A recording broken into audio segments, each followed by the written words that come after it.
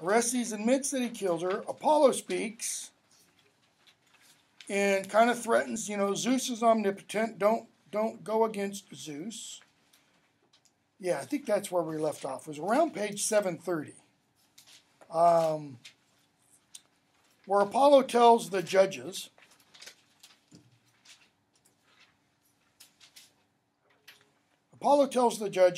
cast your lots, my friends, strict to the oath that you have sworn.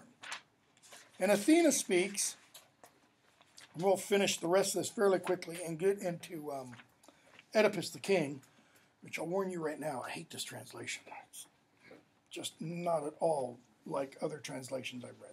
Athena says, page 730, about line 693, fairly long speech. And now if you would hear my law, you men of Greece, you who will judge the first trial of bloodshed. Okay? Now and forevermore, for Aegeus' people, this will be the court where judges reign. She's telling them, notice, before they give their verdict. Okay?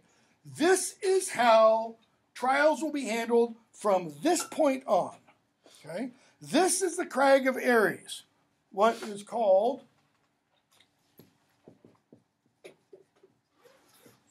the Areopagus, okay?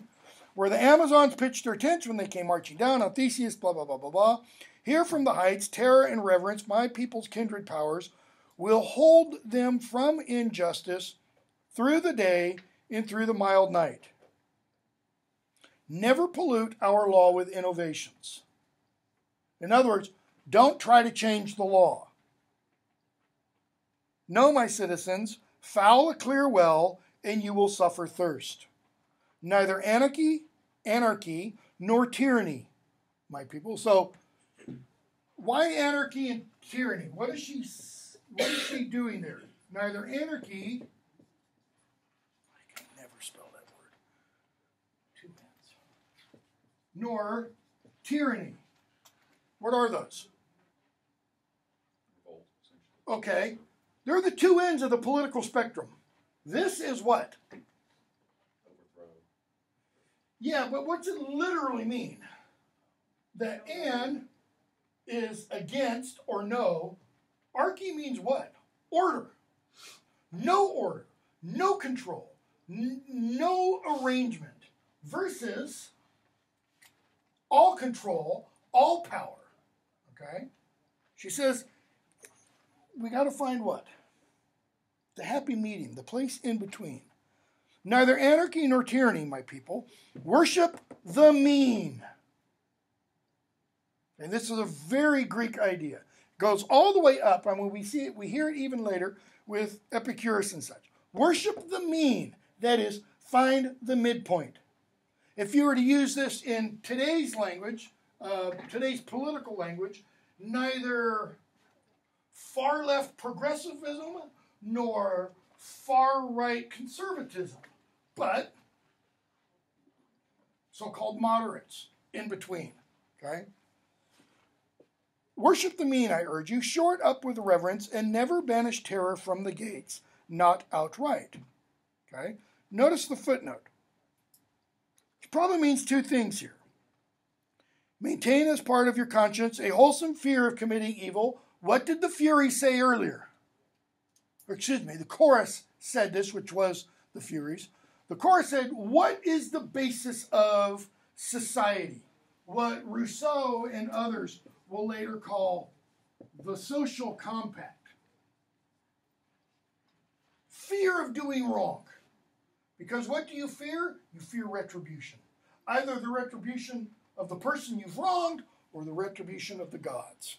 Later Christian period, God. You fear hell and such.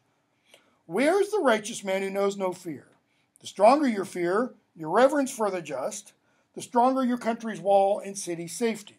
Stronger by far than all men else possess in Scythia's rugged steppes or Pelops' level plain. Why refer to Scythia and Pelops? Barbarism.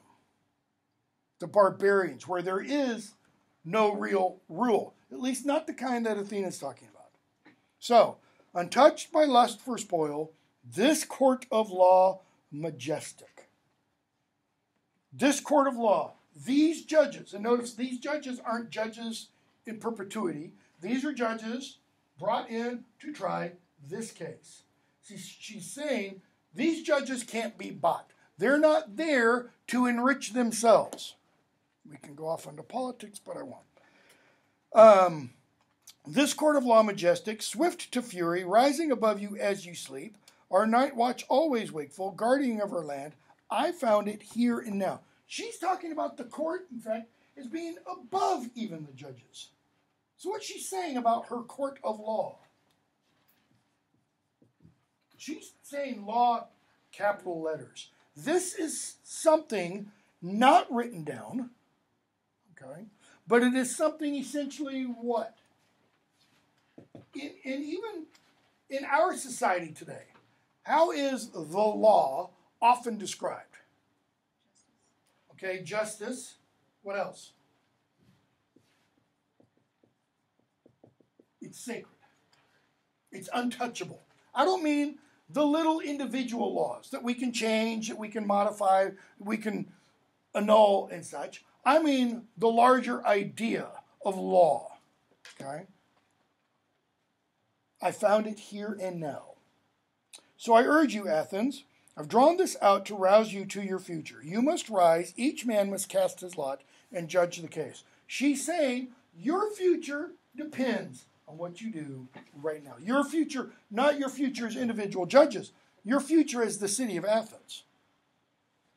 What is Aeschylus doing through that? Okay. Athens has been around for hundreds of years by this point. He is putting in Athena's mouth kind of their justification for being. We are different than all the other countries that are around us. What would happen shortly after Aeschylus' death, within 100 years of his death? What big war would Athens be involved in? Anybody know? Another one I can't spell. Yeah, I can't remember if it's an O or E. I think it's an E. The Peloponnesian Wars. Right? Between Athens and Sparta, which were going to determine what? Which Greek way would have superiority. Okay? It's on Athens that our constitutional system ultimately is based. I mean, the writers of the Constitution, Jefferson in writing the Declaration of Independence, earlier political writers before them like John Locke and such, they looked back to what's called Periclean Athens, because Pericles was a great statesman. It's the same period that these authors are writing in. They look back to them as the founders of democracy. Not our kind of Republican democracy, but a real one person, one vote democracy, right? And yet what happens to Athens?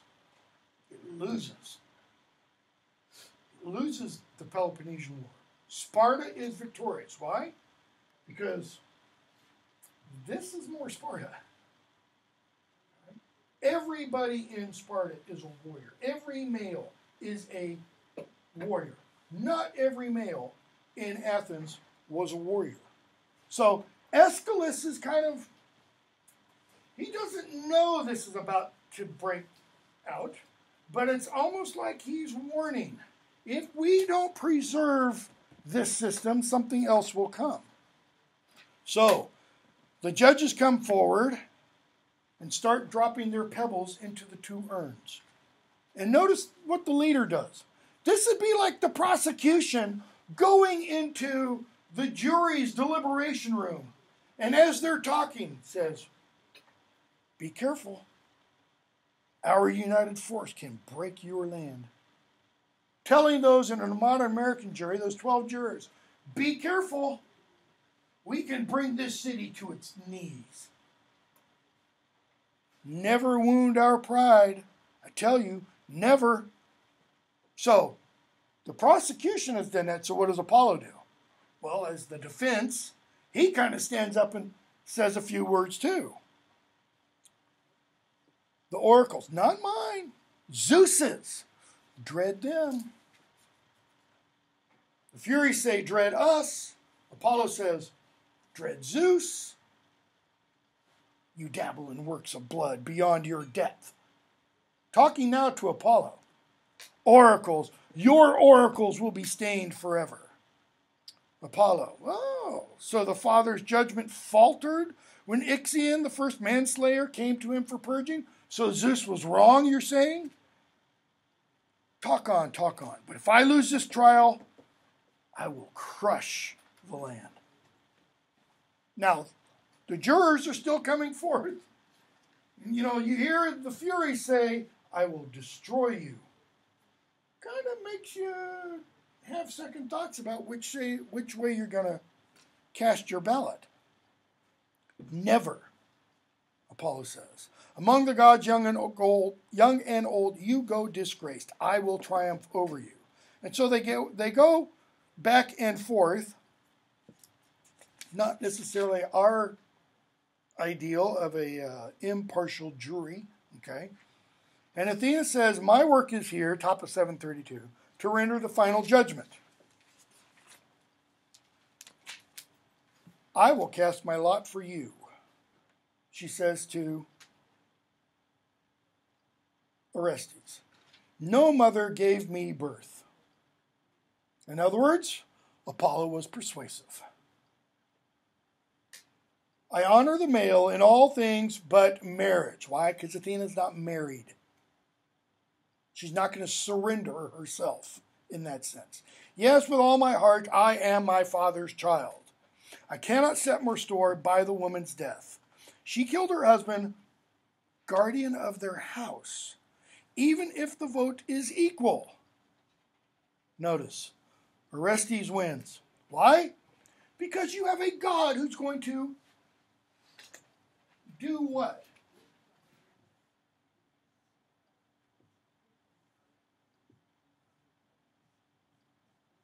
Okay. You have the scales of justice. You now have 1, 2, 3, 4, 5. 1, 2, 3, 4, 5. And what does the god do? Puts her thumb on one side of the scale. Does that mean, what does that mean about justice? What is Aeschylus possibly implying? Okay. Do we have this situation in our kind of justice system? Can a judge overrule a jury? Yes, a judge can. A judge can declare a mistrial. When does a judge declare a mistrial? Usually if you have a hung jury.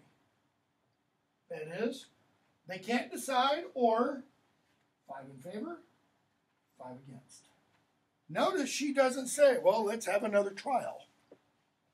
She pronounces judgment. Why? Again, she's a god. But you can't go to the Supreme Court, have 8 justices. We have 9, right? This is why we have a Supreme Court with 9 justices, so that you can't have a hung jury. Okay? It's got to end up one way or the other. Because one of the judges, unless they're recusing themselves for conflict of interest, one of the judges can't go, well, I just don't want to judge on this one. This is too important, I will cast my lot for you. Even if the vote is equal, Orestes wins. Shake the lots from the urns. But notice when Athena says that. She says that before the votes are counted. She becomes the 11th vote. She's saying, we don't know yet what the case is. Okay? I'm just dropping mine in this one. It's like nobody sees who is actually dropping stones where. Orestes cries out, O god of the light Apollo, how will the verdict go? You're the god of prophecy. Prophesy. O night, dark mother, are you watching now? Notice, darkness, light. Apollo, shake out the lots. Count them fairly, friends. Honor, justice, and error in judgment now can mean disaster. The cast of a single lot restores a house to greatness. And Apollo's implying by that, cast of a single lot, one more in favor than against, does what to the house of Atreus? Ultimately to the house of Tantalus. It wipes it clean. It kills the curse. Athena says the man goes free, clear to the charge of blood. The lots are equal. The 5 judges said, I don't know, the Furies have a good point. And the other 5 judges said, I don't know, Apollo makes a good argument. It's Athena's vote that sways the decision. Orestes prays to her, thanks her. He points to the Furies and says that Zeus, top of 733, Zeus respected father's death, looked down on mother's advocates. He saved me. And now I journey home. That is, and now that we're done, I'm going home. But first I swear to you, your land and assembled host, I swear by the future years that bring their growing yield, that no man, no helmsman of Argos wars on Athens. We won't go to war against you. Says, we ourselves, even if we must rise up from the grave, will deal with those who break the oath I take. Somebody in the future tries to war against you, I'll come back from the dead. Okay? He goes, followed by Apollo, and we have the Furies left furious with Athena. And again, they use this language repeatedly. You younger gods. It's kind of like saying, you upstarts, you children, you have ridden down the ancient laws, wrenched them from my grasp, and robbed me of my birthright. Okay? So, the Furies are suggesting they're now going to wreak havoc. And Athena's like, hold on. Before you go ballistic, yield to me. That is, not only listen to me, but give in to what I suggest. No more heavy spirits. She's saying, you can change. You are not defeated. The vote was tied. Okay? She says, you didn't lose. The vote was tied. I voted for Orestes because of what she's now going to offer them. Zeus brought luminous proof before us. He who spoke God's oracle, who bore witness that Orestes did the work but should not suffer harm. And now you'd vent your anger? Now you'd hurt the land? Pause. Calm yourself. By all my rights, I promise you your seat in the depths of earth. In other words, I will give you your place. Okay? Yours by all rights. That is, yours by your creation, by your being goddesses of sorts, stationed at hearths, equipped with glistening thrones, covered with praise. What she just said. My people will now not fear you, they will praise you. Where? At their hearths. What is the hearth for a home?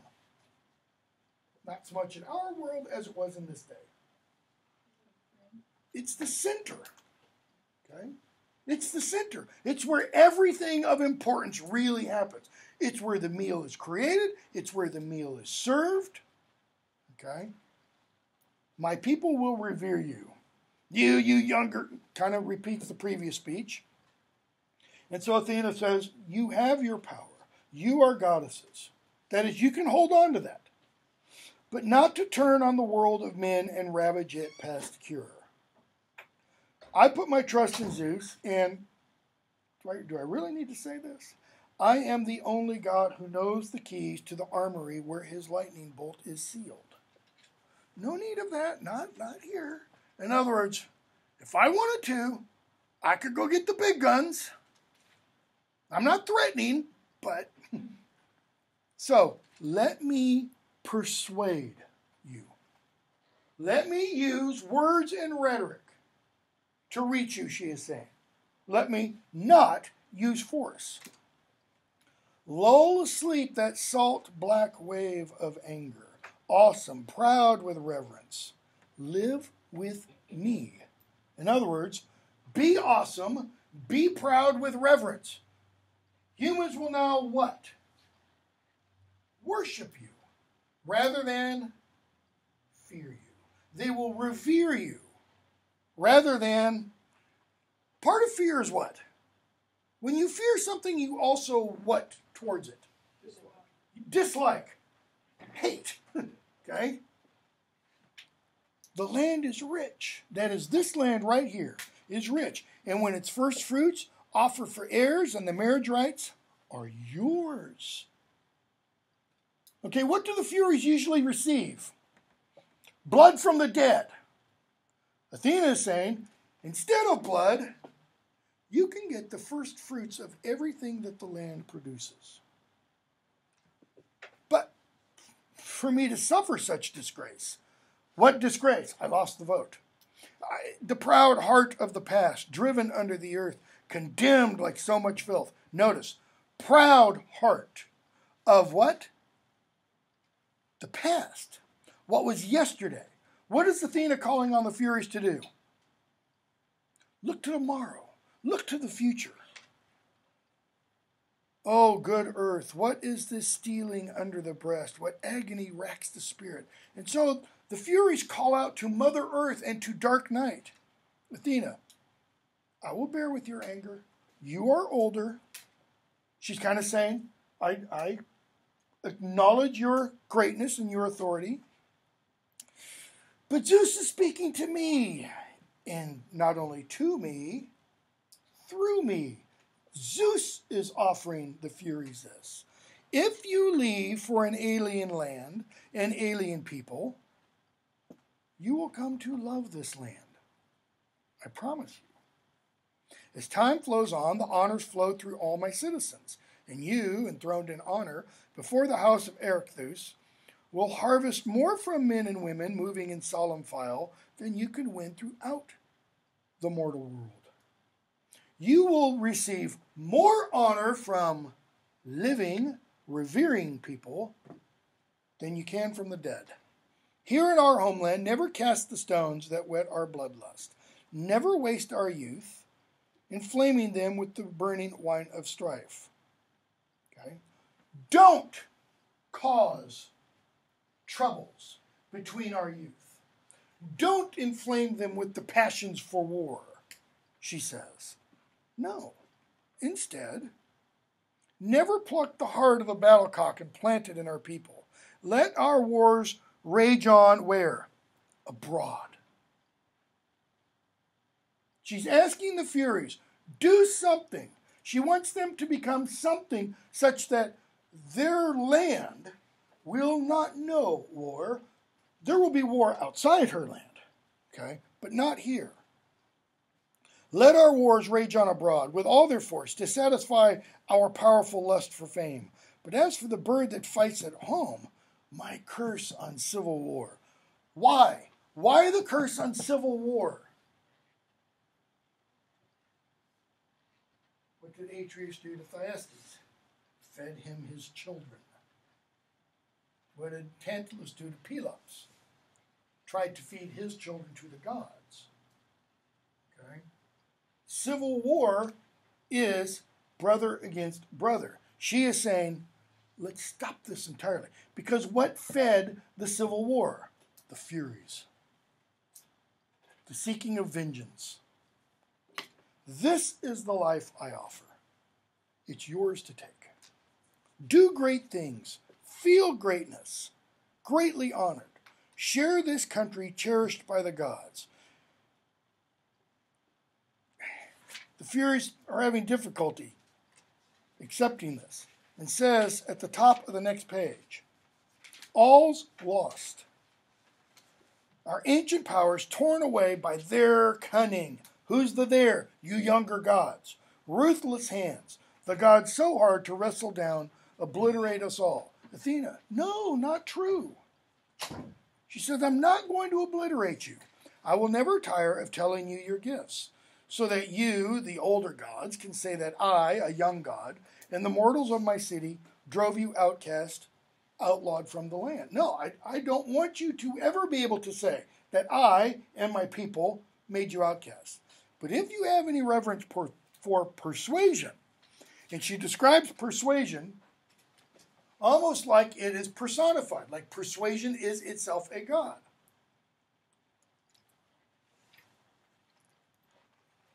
If you have any reverence for persuasion, the majesty of persuasion, the spell of my voice would appease your fury. What does she mean by spell? Power. The power of my voice, the sound of my voice would appease your fury. So the leader says, where's the home that you say I can hold, I can have, I can possess? Where all the pain and anguish end. That's where your home will be. Accept it. And if I do, what honor waits for me? No house can thrive without you. Okay? No house can thrive. In other words, if you accept this offer, Athena is saying, every house that wants success, that wants to be blessed, will honor you. You would do that? Grant me that much power? That is so that if I'm not blessed, if I'm not honored by this house, that house will be in disrepair. That family will suffer. You do that? Whoever reveres us, she says, we will raise the fortunes of their lives. And notice who the us is. Athena and the former Furies. If they revere us, you and me, you and I, we will raise their fortunes. And you will pledge me that for all time to come? That is, this isn't, doesn't have a term, a date that it ends? Yes, I must never promise things I cannot do. Your magic is working. What's her magic? Persuasion. Exactly. I can feel the hate, the fury slip away. At last. And now take root in the land and win yourself new friends. In other words, just as the Furies come up out of the land when blood seeps in, she says, now that your fury, your hate slips away, seep into the land and make new friends. A spell to bind the land forever? Tell us. Nothing that strikes a note of brutal conquest. That is, it's not a martial victory. Only peace. Here's the spell. Only peace, blessings, rising up from the earth and the heaving sea and down the vaulting sky. Let the wind gods breathe, a wash of sunlight streaming through the land. And the yield of soil and grazing cattle flood our city's life with power and never flag with time. She's talking about fertility. Make the seed of men live on. Let them never die out. The more they worship you, the more they thrive. The more they worship you, the more, it's implied, you bless them. I love them as a gardener loves his plants. These upright men, these breed, fought, free of grief. And all that can be yours. And I, in the trials of war, where fighters burn for fame, will never endure the overthrow of Athens. What's she saying? I will go off and help our men fight their wars. Why? Because you will stay back here and bless the land. So that war will never touch this land. I will embrace one home with you, Athena. Never fail the city, you and Zeus Almighty, you and Ares, hold as the fortress of the gods. Notice, goddess of wisdom and goddess of war. You hold as the fortress of the gods, the shield of the high Greek altars, glory of the powers. Spirit of Athens, hear my words, my prayer. Like a prophet's warming kind, that the rare good things of life come rising crest on crest, sprung from the rich black earth and gleaming with the bursting flash of sun.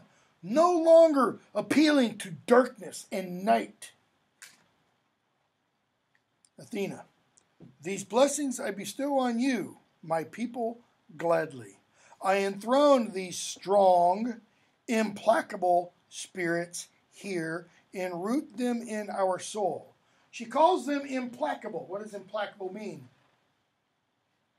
They cannot be placated. They cannot be moved. And yet, what has she just done? She has moved them. She has changed them. But she says, I will now enthrone them. Okay? They will be kind of like engodded. Theirs to rule the lives of men. It is their fated power. Fated, long before me. She's saying, I merely understand. Why? Because Zeus has been speaking to her, seemingly. But he who has never felt their weight, or known the blows of life and how they fall, the crimes of his fathers, hale him toward their bar, that is, their rule of justice. And there, for all his boasts, destruction, silent, majestic in anger, crushes him to dust. That's what's been in the past. Okay? So, she says, now, blessings. Athena does, 961. Blessings, now do you hear, you guards of Athens, all that she will do? Fury, the mighty queen, the dread of the deathless gods and those beneath the earth, deals with mortals clearly, once for all. Why clearly? Because prior to this transformation, it was never exactly clear what was wanted. The revenge was always done a little bit in confusion, a little bit in the dark. She delivers songs to some, to others a blinding life of tears. Fury works her will. And she goes on, the Furies now speak. In the lightning stroke that cuts men down before their prime, I curse. That is, I curse the stroke. Why? Because it does cut them before their prime. The Furies are now saying, I want men to live to a ripe old age. But the lovely girl who finds a mate's embrace, the deep joy of wedded life, oh, that gift I prize. You gods of wedlock, grant it, goddesses of fate. Sisters born of the night, our mother, spirit steering law, that's the revenge idea, sharing at all our hearths, at all times bearing down to make our lives more just. All realms exalt you highest of the gods. Athena, I love persuasion. Yes, I love persuasion. Notice, she watched my words. She, the goddess of persuasion, watched her words, meaning she blessed them. She met their wild refusals. Thanks to Zeus of the councils who can turn dispute to peace, he won the day. So they give up all of their past powers and such. And notice how the play ends. Athena's entourage comes forward, bearing crimson robes. Okay? Why crimson? Because it's the color that started all of this happening. It's the color of the red carpet that Agamemnon stepped on. It's the color of the robe that he wears when Clytemnestra puts the robe on him when he gets down from his chariot. And it's the color of the robe that he wears when he starts to get out of his bath and then is stabbed to death. And we're told by Athena, 10:35, bright eye of the land of Theseus, come forth, my splendid troop. Girls and mothers, trains of aged women, grave in movement, dress our Furies now in blood-red robes. In other words, the Furies are now going to be clothed in these blood-red robes. Why? Because the blood's no longer going to seep into the ground. They're no longer going to be, what's the word I want? Invoked by blood. Praise them. Let the torch move on. So the love this family bears toward our land will bloom in human strength from age to age. And you get the direction. The women invest the Furies and sing the final chorus. Torches blaze, a procession forms, including the actors and the judges and the audience. Okay? So everybody now starts to move forth. Notice how this becomes part of the religious ritual. Okay? And the audience. Athena leads them from the theater and escorts them through the city. So you have the breaking of the fourth wall, the whole. And the women of the city cry out, on, good spirits, born for glory. The women of the city are saying, the Furies are now become what they were originally intended to become. They have reached their apex, their perfection. Daughters of night, her children always young, now under loyal escort, blessings, people of Athens, sing your blessings out. Deep in the first dark vaults of earth, which is where the Furies were born, sped by the praise and victims we will bring, reverence will attend you.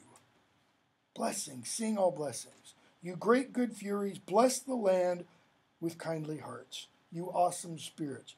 Eumenides means the blessers. Okay?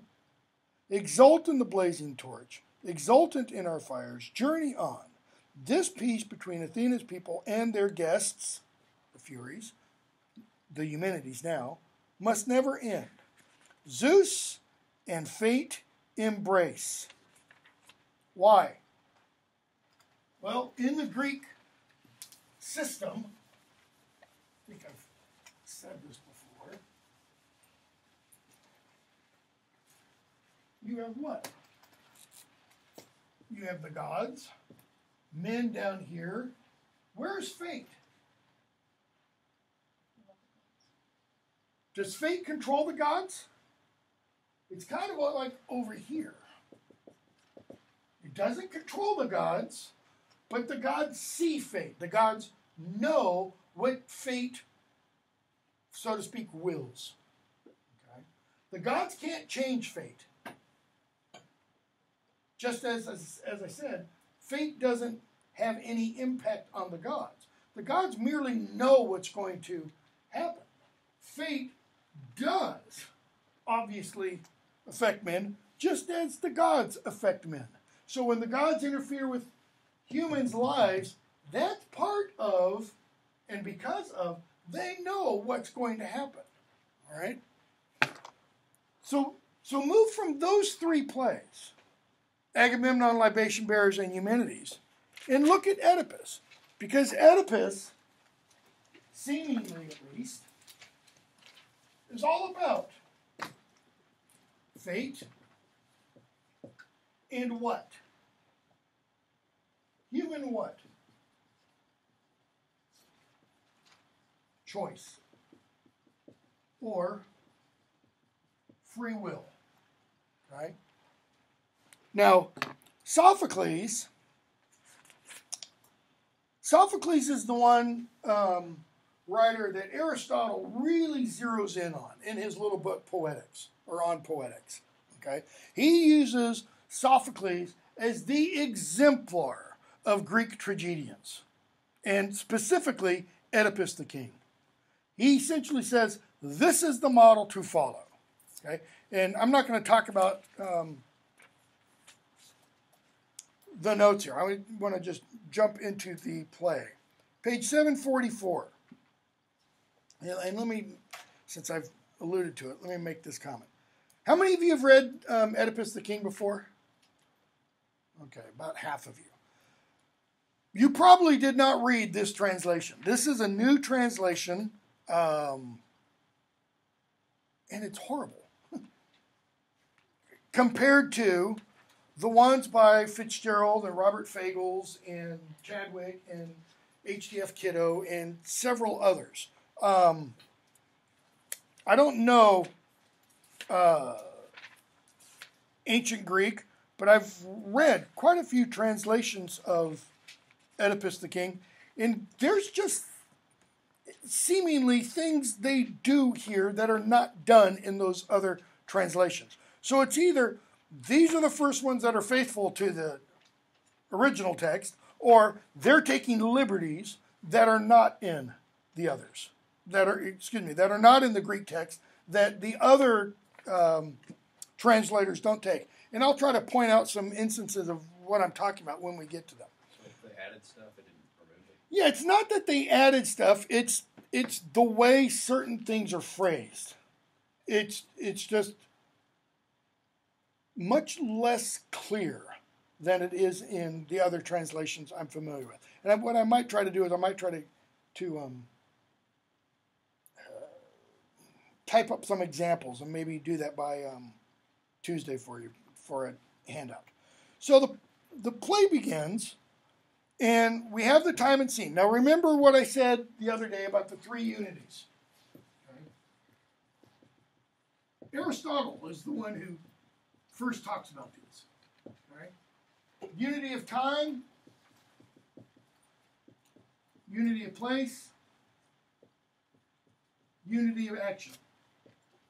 Okay? If you're going to do the extra credit thing by going and seeing the play, I'm actually going to be talking at the production tonight about Shakespeare, and I'm going to mention these a little bit in terms of how Shakespeare just doesn't pay any attention to them. So the time and scene, the time, the place, the action do not change in the course of the play. It all occurs within one 24-hour period. It all occurs out in front of the palace, okay? And it has one action. What is the overarching action of the entire play? What's the plot? What's going on with that? Okay. What's going on in Oedipus? Be a little more specific. Who are his parents? Okay. Who are his parents? Who is his father? What must Oedipus do? What does he say he must do at the beginning of the play? He says, I'm going to find out Laius's killer. And if I don't find out Laius's killer, what? Let the judgment I pronounce on that killer fall on me. Okay? So, play opens. It's dawn. You're at the royal palace. There's the altar standing to the left of the palace. And there's a delegation of Thebans, old men, boys, young children. They enter the orchestra. And then a priest comes up and stands at the altar. And then Oedipus comes out, dressed in gold, wearing a crown. Why, children, why are you here? Why are you holding these branches, those branches tied with wool, begging me for help? Now, in the other translations that I'm familiar with, he doesn't say begging me for help. He says, why are you here praying to me? Okay? What's the difference between begging somebody for help and praying to somebody? Well, the one, go ahead. Praying to someone just makes it like you're honoring them, referencing them, whereas begging is like helping. Okay. What a comparison to a god, and begging for help just means you're somebody who can help me. Okay. He uses in those other translations, he says you are praying to me, implying that Oedipus thinks they're treating himself as a god. I am king. I had to come. As king, I had to know. Know for myself. Know what? Know why you are here. In other words, I wasn't going to send a lackey out to tell me why you were here. I had to know for me. Everybody everywhere knows who I am. Oedipus, period. King, period. Okay? Most other translations have him say, I am King Oedipus. So, he addresses the priest. Why are you kneeling? Are you afraid, old man? What can I give you? How can I help? Ask me anything at all. That is, whatever you need, I will give it to you. He doesn't say, whatever you need, if it is in my power, I will give it to you. All right? So the priest says, well, you see the people of Thebes. You know what's going on. Look, Oedipus, line 29. Look at it. Lord Oedipus, right there in front of your eyes. This city, it reels under a wild storm of blood. wave after wave battering Thebes. We can't breathe or stand. We hunger. Our world shivers with hunger. A disease hungers. Nothing grows. Wheat, fruit, nothing grows. Bigger than a seed. Our women bear dead things. All they can do is grieve. Our cattle wither, stumble, drop to the ground. In other words, death, man, everywhere. Line 50. You are a man, not a god, I know. We all know this. The young kneeling here before you know it too. But we know how great you are, Oedipus, greater than any man. When crisis struck, you saved us here in Thebes. What was that crisis? The Sphinx. What was the riddle of the Sphinx? Anybody know? I don't think it's given in here. Oh, yeah, it is. What crawls on 4 legs in the morning, walks on 2 legs in the afternoon, walks on 3 legs in the evening? Man. 4 legs as a baby, standing upright as an adult, walking with a cane in the evening. Nobody else could answer that prior to Oedipus. So every evening, the Sphinx would demand tribute. A person. Food. Okay? You faced the mysterious, strange disasters hammered against us by the gods. This is our history. We paid our own flesh until you set us free. There was a God in it, a God in you. In other words, you only could have done that if you were divinely inspired. So now the priest kneels before Oedipus. What should Oedipus be saying? Get up. Okay. We beg you. We all turn to you, kneeling to your greatness. Advice from the gods or advice from human beings, you'll know. Help us, they cry out. Okay? Top of 746. Power and experience are yours, all yours. Between thought and action, between our plans and their results, a distance opens. In other words, we plan, we can't do. We can't perform. Only a man like you, Oedipus, tested by experience, can make them, thought and action, one. More like a god than any man alive. The leader calls him. Deliver us, raise us to our feet. Remember who you are. What does that mean, remember who you are? Has at least 2 possible meanings. Okay? One is, you solve the riddle of the Sphinx. Surely you can solve the riddle of the plague. What's the second meaning? This is the one Oedipus doesn't know. Who are you, Oedipus? Does he know?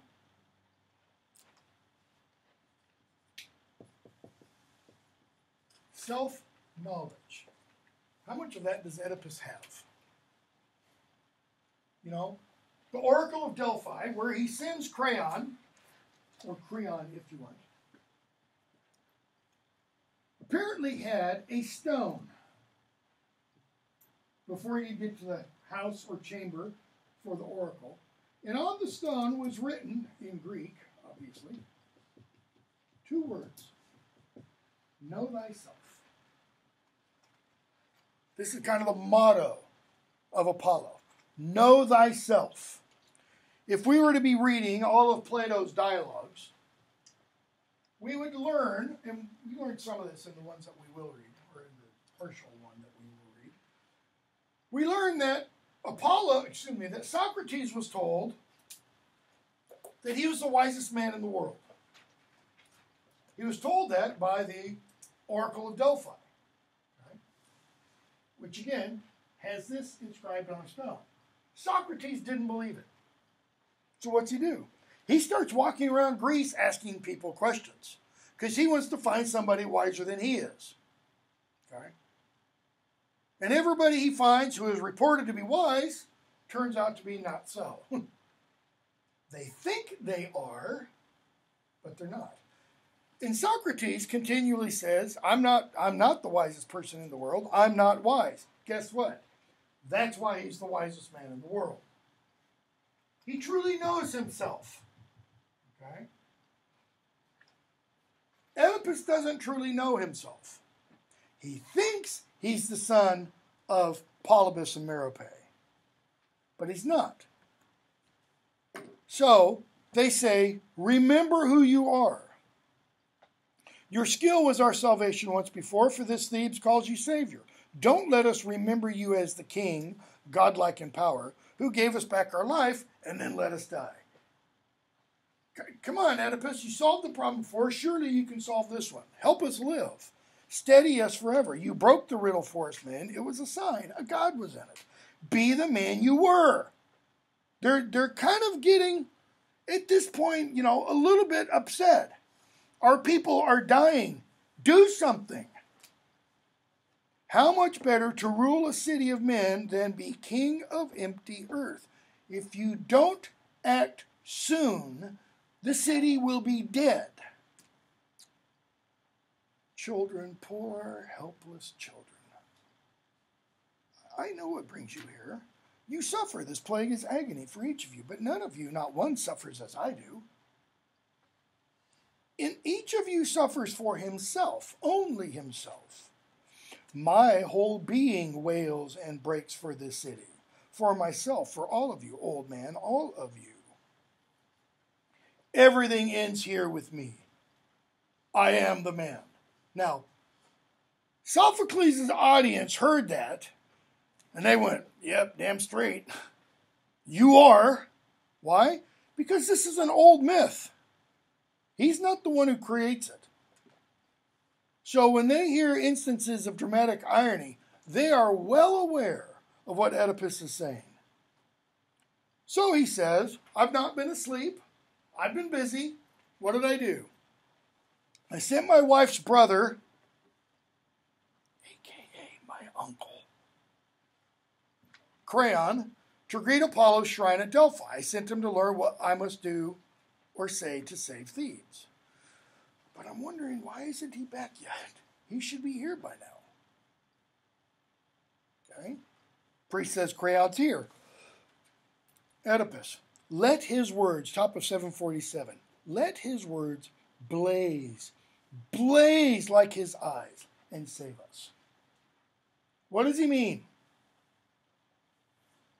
Let them be clear as the sun. Right? Right in everybody's face. He also means, let them be proclaimed. Give him a bullhorn. Let everybody hear what Creon has to say. Priest, he looks calm, radiant, like a god. If you brought bad news, would he be wearing that crown of sparkling leaves? Don't know. He says, Creon, what did the god Apollo say?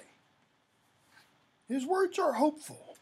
Once everything is clear, exposed to the light, we will see our suffering as blessing. So,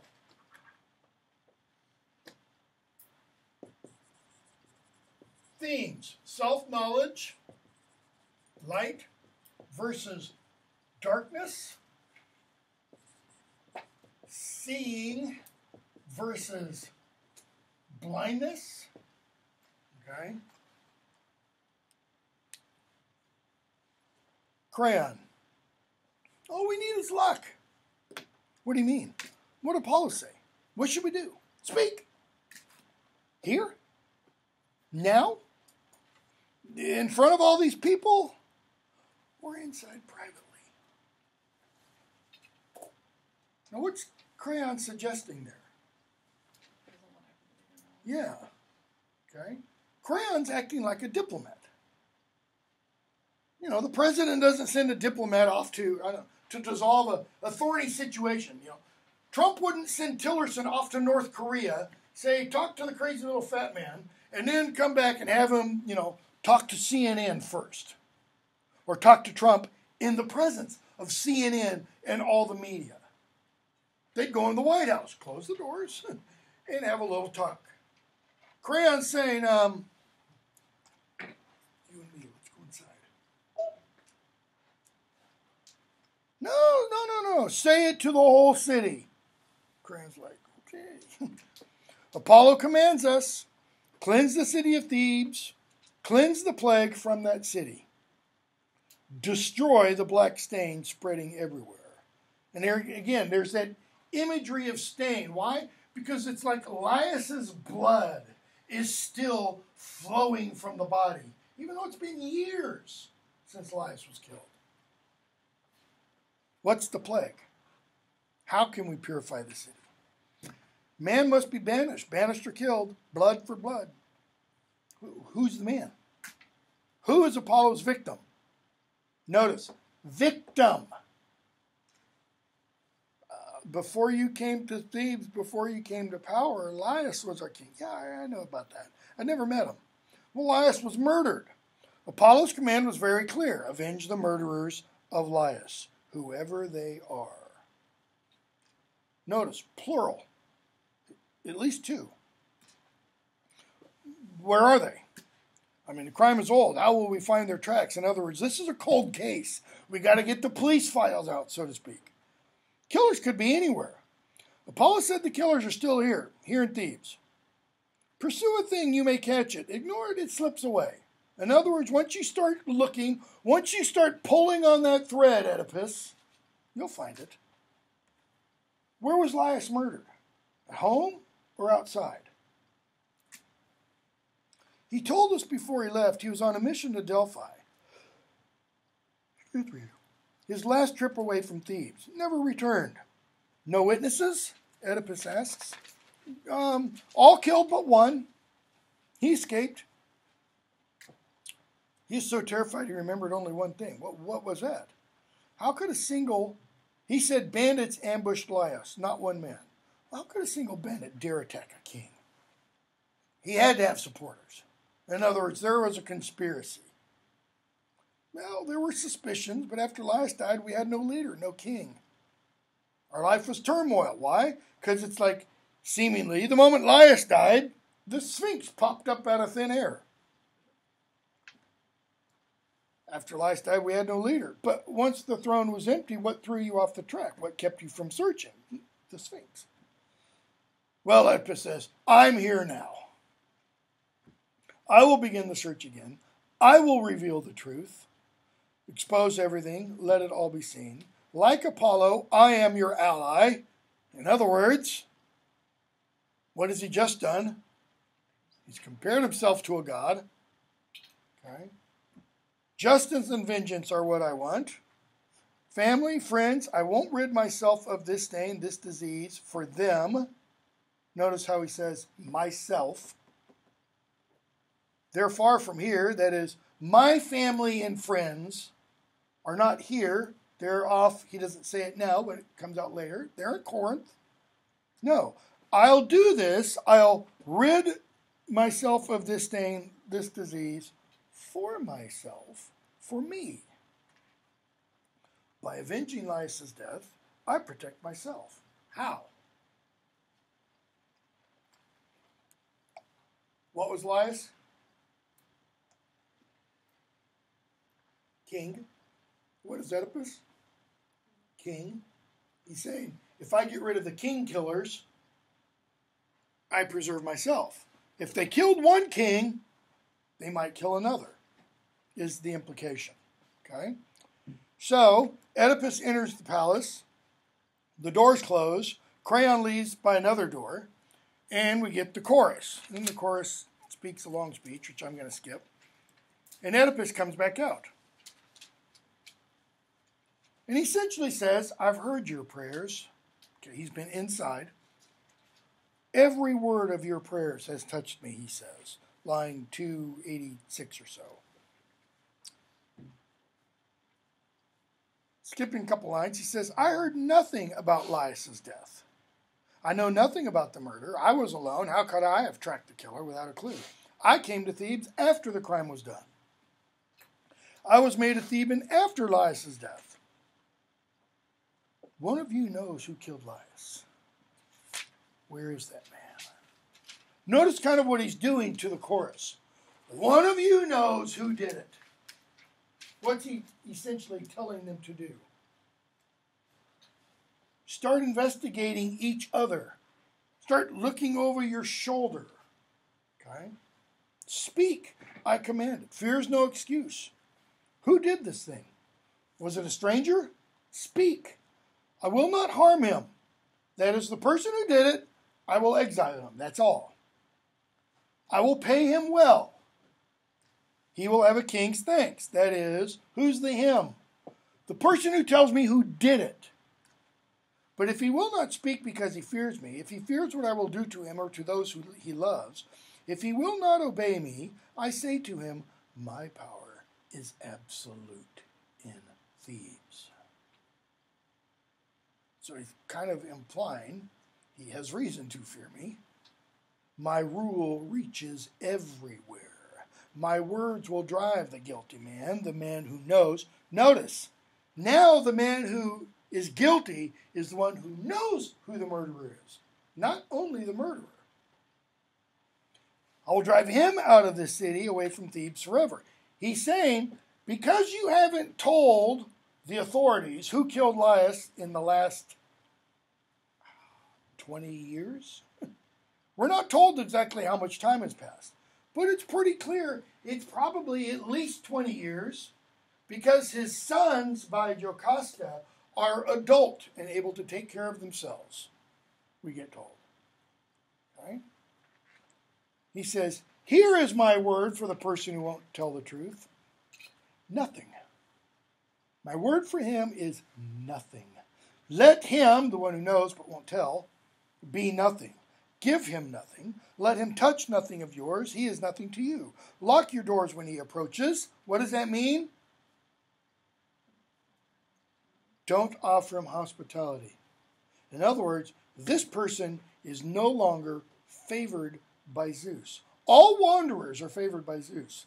Not this one. Why? Because if you lock the doors to him, if he is nothing to you, he is now what? Exile or outcast. He is outlaw. What does that mean? We think an outlaw is somebody who breaks the law. Outlaw, what it really means, what it originally means, is you are beyond the protection of the law. You've done something so that the law no longer protects you. Okay?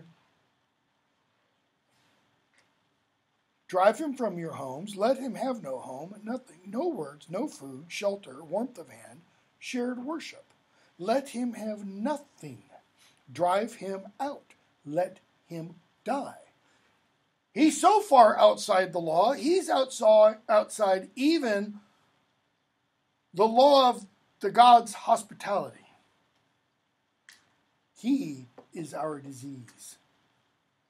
Apollos made it clear. Nothing can stop me. Nothing can change my words. Nothing can stop me. What does he mean? Nothing will stop me from what? Finding the light, seeing the truth, getting the knowledge of who the murderer of Laius is. My words are his doom. Whether he did it alone, escaped unseen, whether others helped him, kill, doesn't matter. Let my hatred burn out his life, hatred always. Make him an ember of suffering. Make all his happiness ashes. Again, what is Oedipus saying this person should experience for the rest of his life? Great, untold suffering. If he eats at my side, sits at my sacred hearth, and I know these things, let every curse I spit out against him find me. Come home to me. And I imagine people sitting in the audience going, "Ooh, Oedipus, boy, will you rue the day you said those words." Okay? He tells them, you should have acted, line 348. You should have done something long ago. And now, because I rule now where he ruled, because I share his bed, his wife, because the same woman who mothered my children might have mothered his, and again, he's completely oblivious, because fate swooped out of nowhere and cut him down, because of all these things, I will fight for him as though I were fighting for my own murdered father. Nothing will stop me. No man, no place, nothing will escape my gaze. I will not stop until I know it all. See, Oedipus' problem right now is he knows nothing. Absolutely nothing. For every king's son and his sons, every royal generation of Thebes, my Thebes, I will expose the killer. I will reveal him, what? To the light. Why? Because the light dispels darkness. Light kills the things that live in the dark. Oh, gods, destroy all those who will not listen, will not obey. The leader's like, pretty strong speech there, Oedipus. I cannot escape it. I didn't murder the king. Wasn't me. Cannot show you the man who did. Apollo told us to search for the killer. Apollo must name him. Okay, let Apollo tell us. No man can force the gods to speak. That is, who do you think you are telling Apollo he must do something? Okay, then let's do the next best thing. And the third, if there is that, Tiresias sees what the god Apollo sees. Truth. Tiresias, taken care of. Crayon spoke of Tiresias, already sent for him. In fact, twice. And he still hasn't come yet. Notice, he was curious as to why Crayon wasn't back already. Now he's curious that Tiresias hasn't already shown up. The leader says, oh, that's right. There was a rumor. What rumor? What are you talking about? Laius was killed by bandits? Yeah, I've heard that story. Who can show me the man who saw the murder? Has anyone seen him? If he knows the meaning of fear, if he heard those curses you spoke against him, you're not going to find that guy in Thebes. That is, if somebody did know who the murderer was, and he heard the curses you just pronounced on the person who knows who the murderer is, all those curses were on the person who knows. Right? He says, that person, if you're smart, wouldn't be in Thebes. Oedipus, the man murdered. Why would words frighten him? So Tiresias enters in, helped by a slave boy and attendants. Okay, he's blind, remember, so he's got a staff. He's being led by the arm. Here he is now, the godlike prophet who speaks with the voice of God. Okay, now, so what are we being told here about Tiresias that we weren't necessarily told about him in the Odyssey? And keep in mind, the Odyssey is quote-unquote written 300 or 400 years before this. So Tiresias has been around in the Greek imagination for a long time. What kind of prophet is he? One, he's a prophet of Apollo. Two, is he ever wrong? No. You can't be a prophet and be wrong. You can't be a prophet 99% of the time. You're either always right or you're not a prophet. Okay? So, Oedipus addresses him and says, Tiresias, you understand all things, line 409, what can be taught, what is locked in silence, the distant things of heaven, things that crawl the earth. You cannot see, that is not with your physical eyes, yet you know the nature of this plague investing our city. Only you can save us. Help us, Tiresias. Rescue us, preserve us, line 420. Rescue yourself, rescue Thebes, rescue me. Cleanse every trace of the growing stain. We are in your hands, Tiresias. Wisdom is a curse, he says, when wisdom does nothing for the man who has it. I never should have come. Oedipus hears him say, wisdom is a curse for the man who has it, and I never should have come. What? Why? What's holding you back? Let me go home. That's best for you and me. Let me live my life. You live yours. These are strange words, cruel to the city that gave you life. Your holy knowledge could save Thebes. How can you keep silent? What have you said that helps Thebes?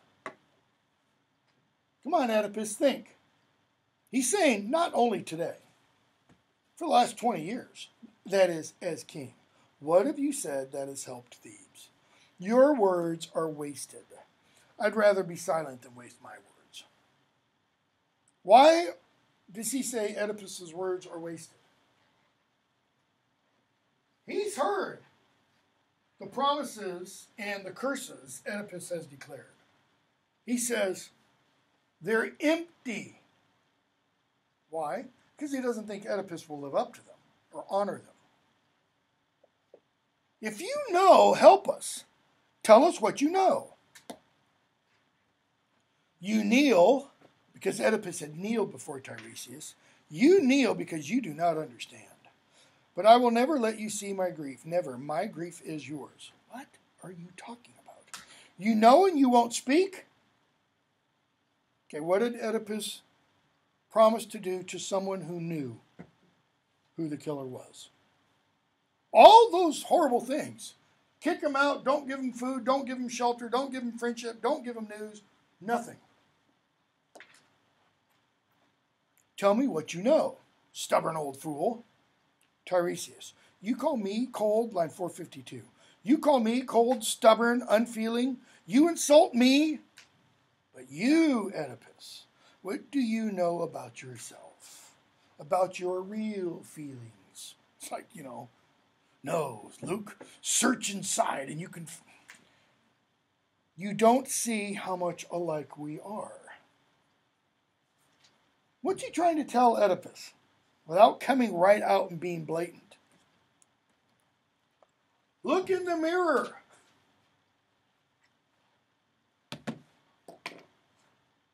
Oedipus doesn't understand. Tiresias, the truth will come out by itself. It always does. All the more reason why you should speak. Not another word, right? You'll never make me speak. Oh, I know what's going on, Oedipus says. And what does he say? You were involved in the killing of Laius. Now, in writing or logic, what is that called? What has he just done, Oedipus? He's got a couple of little bits of information, and what has he just leaped to? Yeah, mighty big conclusion. Does he have all the little points that lead up to that conclusion? No. He says, you know who the killer is, but you won't tell it. Ergo, therefore, you're part of the conspiracy. 465. I think you were involved in the murder of Laius. You helped plan it. I think you did everything in your power to kill Laius, everything but strike him yourself. Tiresias. Really? You're going there? Okay.